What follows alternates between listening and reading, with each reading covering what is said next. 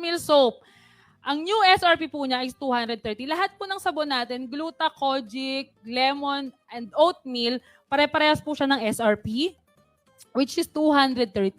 At pare-parehas rin po siya ng PV points, which is 5 PV points. So itong oatmeal naman po natin, yan, meron siyang, tingnan natin.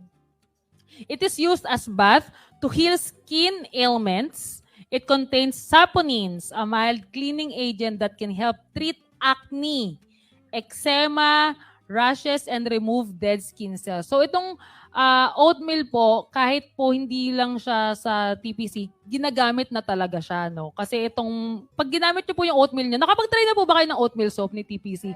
Meron po talaga kayo makikitang oats, 'di ba?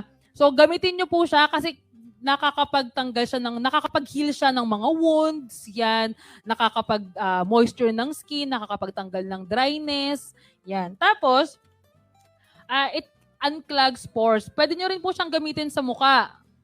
Pero hindi po yung kukuskusin nyo yung mukha nyo, no? Pwede nyo rin po siyang, yung mild lang. Kasi po ang mukha natin, mas manipis. Mas manipis po yung balat ng mukha natin compare sa katawan. So, lahat po ng gagamitin nating sabon, skincare sa mukha, dahan-dahan lang po.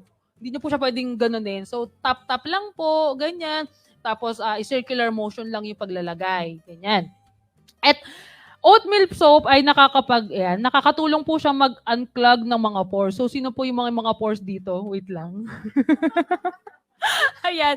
So, nakakapagliit daw po ng pores. Nagtuturo na po yung nasa likod.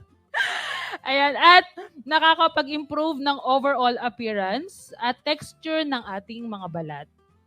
So, effective rin po ito. Effective po ang ating oatmeal soap both sa mga oily. Yan, speaking of oily. At saka sa mga dry skin. So, pwede nyo po siyang gamitin. Kung oily po kayo, kung dry po kayo, pwede nyo pong gamitin ang ating oatmeal soap. At oatmeal soap po natin, meron din siyang vitamin C, vitamin E, and milk. To know more about this business, please contact